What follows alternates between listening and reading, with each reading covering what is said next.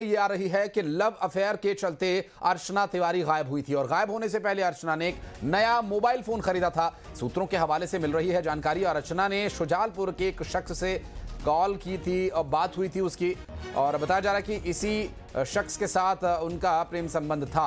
हालांकि युवक ने ही अर्चना को नेपाल जाने की सलाह भी दी थी और युवक के ही जरिए अर्चना तिवारी तक पुलिस पहुंची है। फिलहाल मिल रही जानकारी के अनुसार सीडीआर के माध्यम से शख्स का नंबर मिला और फिर उस नंबर के माध्यम से अर्चना तिवारी का पता चल सका। हालांकि शुजालपुर के इस शख्स के बारे में अभी इसके नाम, पता, ठिकाना सामने आना बाकी है। 13 दिन बाद अर्चना तिवारी की बरामदगी हुई है।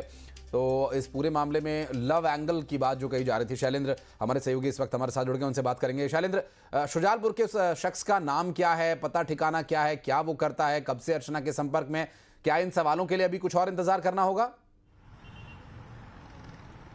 देखिए, मैं अगर युवक के नाम की बात करूं तो सारांश नाम का युवक है जिसके वो संपर्क में थी, और वो बताया जा रहा है कि वो इटारसी में ट्रेन से उतरती है और इटारसी में ट्रेन से उतरने के बाद वो शुजालपुर जाती है और 2 दिन तक शुजालपुर में सारांश के साथ ही वो वहाँ पर रहती है। लेकिन जैसे ही उसके परिवार की तरफ से 9 तारीख को यहाँ गुमशुदगी दर्ज कराती है और जीआरपी जब एक्टिव हो जाती है तो उसके बाद सारांश ही उसे नेपाल जाने की सलाह देता है, क्योंकि पहले से प्लानिंग पूरी तरीके से थी।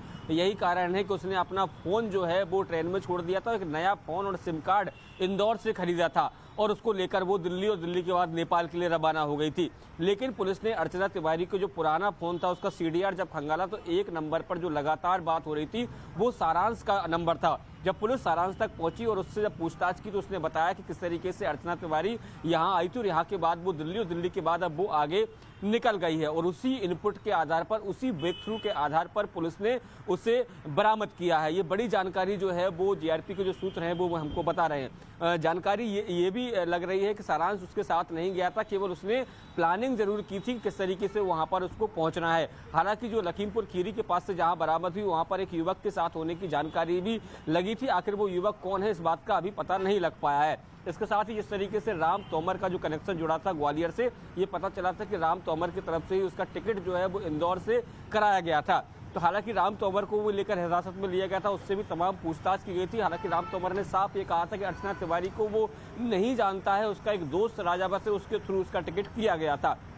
तो तमाम जो कहानियां हैं वो लगातार एक एक करके अब उन पर पर्दा खुलता चला जा रहा है। हालांकि पूरी तरीके से पर्दा हटने के लिए 1 बजे तक का इंतजार करना होगा, क्योंकि जीआरपी रेल के जो अधिकारी हैं वो 1 बजे एक प्रेस कॉन्फ्रेंस करेंगे। हालांकि बताया जा रहा है कि अर्चना तिवारी को भोपाल लेकर टीम पहुंच गई है और एक किसी अन्य ठिकाने पर उसको रखा गया और वहां पर उससे पूछताछ भी की जा रही है कि आखिर उसने ऐसा क्यों किया, क्यों वो अपना फ़ोन और सामान छोड़कर वो दिल्ली रवाना हो गई, दिल्ली से वो जो है वो नेपाल की तरफ चली गई, और इस सब की जानकारी क्या परिजनों को नहीं थी। और जिस तरीके से वो लगातार, अगर वो खबरें देख रही थी कि लगातार उसके परिजन परेशान हो रहे, तो उसने परिजनों से संपर्क क्यों नहीं किया, 12 दिन बाद आखिर उसने अपने भाई को फ़ोन क्यों किया। ये तमाम तरह के जो सवाल हैं वो कहीं ना कहीं कई आशंकाओं को जन्म दे रहे हैं। लेकिन माना ये जा रहा है कि जब वो जीआरपी ने उसको दस्तयाब कर लिया है, बरामद कर लिया है, तो निश्चित तौर पर जो तमाम पूछताछ जो है, प्रारंभिक पूछताछ उससे हुई होगी और उसी का खुलासा 1 बजे कर दिया जाएगा। जी, स्वाभाविक है, निश्चित रूप से शैलेंद्र, और जिस तरह की